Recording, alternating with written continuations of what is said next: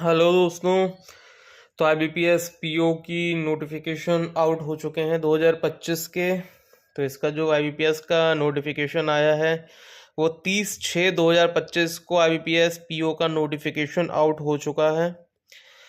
जो इसके application form भरने की स्टार्टिंग डेट है वो 1 तारीख से है। 1/7/2025 से फॉर्म भरने स्टार्ट हो जाएंगे। लास्ट डेट जो इसका फॉर्म भरने का है वो 21/7/2025 तक है।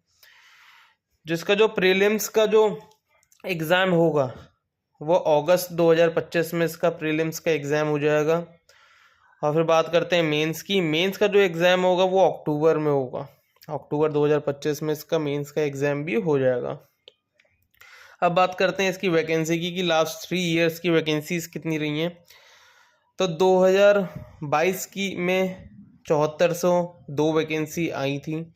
2023 में 3049 वैकेंसी है, 3049 वैकेंसी है 2023 में। 2024 में 4455 वैकेंसी है और 2025 में 5208 वैकेंसी आई हैं। अब बात करते हैं बैंक्स की कि अगर IBPS PO में आपका सिलेक्शन हो जाता है तो कौन कौन सी बैंक्स में आपका हो सकता है, ट्रांसफ़र हो सकते हैं आपके बैंक्स में, कौन से बैंक में आप जा सकते हैं। तो पहले तो बैंक ऑफ बड़ौदा में, कैनरा बैंक में, Indian overseas bank, UCO bank, bank of India, PNB, Punjab national bank, union bank, central bank, bank of Maharashtra, Indian bank, Punjab and Sindh bank. अगर आपका IBPS PO क्लियर हो जाता है तो आपको इनमें से किसी एक बैंक में आपकी पोस्टिंग मिलेगी। अब बात करते हैं वैकेंसी के बारे में कि कौन सी बैंक में कितनी वैकेंसी आई हैं, रिपोर्ट हुई है 2025 में। तो BOB में UR की जो वैकेंसी है वो 405 है, EWS की 100 है, OBC की 270 है, SC की 150 है, ST की 75 है। बैंक ऑफ इंडिया में 283 UR की है, 70 EWS की है, 189 OBC की है, 53 ST की है और 105 SC की वैकेंसी है। BOM बैंक ऑफ महाराष्ट्र में 405 UR की, 100 EWS की, 270 OBC की, ST की 75 और SC की 150 वैकेंसी है। सेंट्रल बैंक में आपकी 500 है। तो ये आपकी जो वैकेंसीज हैं, वैकेंसी का चार्ट है, ये आप लोग चेक कर सकते हैं। अब बात करते हैं एलिजिबिलिटी के बारे में। इसमें जो एज है वो 20 से 30 साल तक के लोग होते हैं। कम से कम आपका 20 ईयर्स आपकी एज होनी चाहिए इस फॉर्म को अप्लाई करने के लिए। मैक्सिमम 30 साल आपकी एज होनी चाहिए। एलिजिबिलिटी बात करते हैं, इसमें आपका केवल ग्रेजुएशन मांग रहे हैं। ग्रेजुएशन आपका कंप्लीट होना चाहिए, किसी भी स्ट्रीम से हो, वो कोई मैटर नहीं करता, बस आपका ग्रेजुएशन आप पास होने चाहिए। तो बात करते हैं एग्ज़ाम पैटर्न के बारे में। प्री मेंस कैसा होता है। प्री में आपका इंग्लिश, मैथ्स और रीजनिंग 3 सब्जेक्ट आते हैं। इंग्लिश के 30 सवाल आते हैं 30 नंबर के, मैथ्स के 35 सवाल 30 नंबर के और इंग्लिश के 35 सवाल 40 नंबर के। हर सब्जेक्ट का करने के लिए आपको 20-20 मिनट का टाइम मिलता है। टोटल आपका हो गया 100 क्वेश्चन हो गए, 100 मार्क्स के हो गए और 60 मिनट का टाइम मिलेगा इसमें आपको करने के लिए। उसके बाद जिन लोगों का प्रीलिम्स क्वालिफाई हो जाता है उसके बाद उनका मेंस होता है।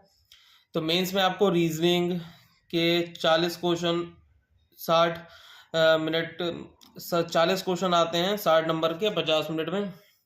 जनरल इकोनॉमी और बैंकिंग अवेयरनेस के 35 क्वेश्चन 50 नंबर के और 25 मिनट में ये आपको करना होता है। इंग्लिश के 35 सवाल 40 नंबर के 40 मिनट में और डेटा एनालिसिस और इंटरप्रिटेशन के आपको 35 सवाल होते हैं जो कि 50 नंबर का होता है और 45 मिनट का समय इसके लिए आपको मिलता है।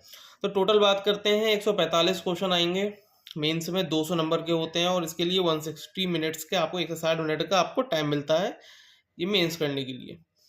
उसके बाद एक आपका डिस्क्रिप्टिव पेपर भी होता है, एसे राइटिंग जिसे कहते हैं। 2 क्वेश्चन होते हैं उसमें, 25 मार्क्स का होता है और इसके लिए आपको 30 मिनट हाफ एन आवर का समय मिलता है ये करने के लिए। अब बात करते हैं कट ऑफ की कि 2024 में कट ऑफ कितनी गई थी। जनरल की गई थी 48.5, ओबीसी की भी 48.5 गई थी, ईडब्ल्यूएस की भी 48.5 गई थी, एससी की 48 गई थी और एसटी की 41 गई थी। तब बात करते हैं सैलरी एंड अलाउंसेस के बारे में। अगर आपका सिलेक्शन होता है तो आपको कितनी सैलरी मिला करेगी, अलाउंसेस क्या करेंगे। तो बेसिक पे इसका 48,480 होता है। इसके ऊपर DA, HRA, ट्रांसपोर्टेशन और भी आपको अलाउंसेस मिला के आपको जो ग्रॉस सैलरी बनती है वो 80,000 बनती है। और इन हैंड आपकी 72,000 इन हैंड आती है, अकाउंट में आती है। इसमें कोई डिडक्शन होता है ग्रॉस सैलरी में तभी आपकी इन हैंड होती है तब। और इसका 4 से 5 हज़ार इंक्रीमेंट आपका हर साल होता रहता है। जैसे कि आपको पता है आपका बेसिक भी बढ़ता है, 2 बार DA बढ़ता है सालों में, तो इसमें आपको 4 से 5 हज़ार का इंक्रीमेंट आपको हर साल अपने सैलरी में देखने को मिलेगा। अब बात करते हैं अलाउंसेस के बारे में। तो इसमें काफ़ी टाइप्स के बैंक्स में सबसे ज़्यादा अलाउंसेस मिलते हैं, जैसे कि लीज अलाउंस हो गया, ट्रैवल अलाउंस हो गया, न्यूज़पेपर का मिलता है, पेट्रोल का भी मिलता है, coverage new under new pension scheme के अंदर होता है। इसमें आपको मेडिकल अलाउंस भी मिलेगा, आपको आपके और आपके डिपेंडेंट फैमिली मेम्बर्स को मिलता है। इसमें बहुत सारे अलाउंसेस रहते हैं। पेट्रोल अलाउंस, इसमें आपको लोन्स में मिलता है। अगर आप लोन लेते हैं तो आपको काफ़ी कम रेट ऑफ इंटरेस्ट मिलेगा। तो इसमें बहुत ज़्यादा अलाउंसेस मिलते हैं। जब आप डिपार्टमेंट ज्वाइन करेंगे तो इसमें आपको सब पता चल जाएगा। तो दोस्तों ये वीडियो आपको कैसा लगा, आई होप सब कुछ इसमें आपका कवर अप हो गया होगा। तो अगर आपको वीडियो अच्छा लगा तो लाइक शेयर सब्सक्राइब करें और इस चैनल को सब्सक्राइब करें और मेरे वीडियो को शेयर करें, ताकि यूट्यूब आपको रिकमेंड करे कि हाँ मैं अच्छी वीडियोस बनाता हूँ और आगे भी यूट्यूब फॉरवर्ड करते रहे।